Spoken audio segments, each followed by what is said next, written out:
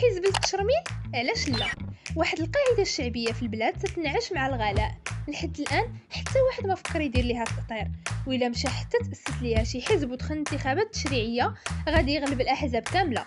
ودون مبالغه، حنا اليوم في امس الحاجه الحزب تاع التشرميل والكريساج. الا تساليتي المغرب من الشمال للجنوب ومن الغرب للشرق، ما غاديش تلقى شي زنقه ما فيهاش شي ابو سياف ما تيخرجش من الدار حتى تيب اللعبكيه ديال القرقوبي وتيهز معاه الماتريال تاع المسيفه باش تيصور طرف الخبز. وما كايناش شي مدينه او فيلاج ما فيهم السيكتور تحت سيطره الآل الشرامله والقراقبه اللي تيوزعوا المهام حسب كل فرقه والتخصص ديالها. كاينين اصحاب الفيروجات، وكاينين اللي تيبراكيو في الجرادي، وكاينه الفرقه اللي مختصه في عاملات النسيج، عاد صحاب المطر اللي تيجيو حتى لعندك يقدموا لك عروض تشرميل بلا ما تمشي عندهم. المهم الا زغبك الله ودزتي من الطريطوار ديالهم، غير شوف باش غتكمل الشهر. وإلا عندك شي تليفون مزيان حطوه هو الاول عاد دخل اكثر من داكشي تاع السكانيرات ديال المطار.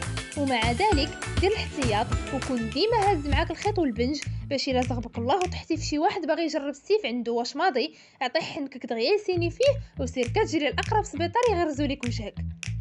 هاد الحزب تنقترحوا عليه يدير في الرمز ديالو السيف وسنطه ديال القرقوبي، ويكون الشعار ديالو تستاهل نيت ما حسن.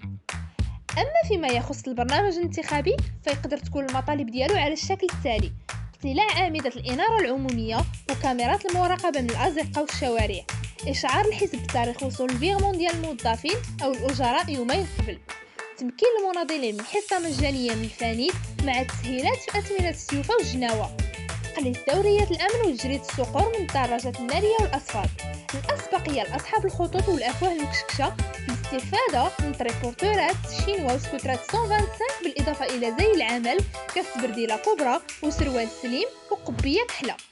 وهكذا غتكون الدوله ومن خلال هذا التكتل ضبطات الشتات ديال قطاع الطرق فيرسيون 2023 وعطات لهم حق الاعتراف المؤسساتي.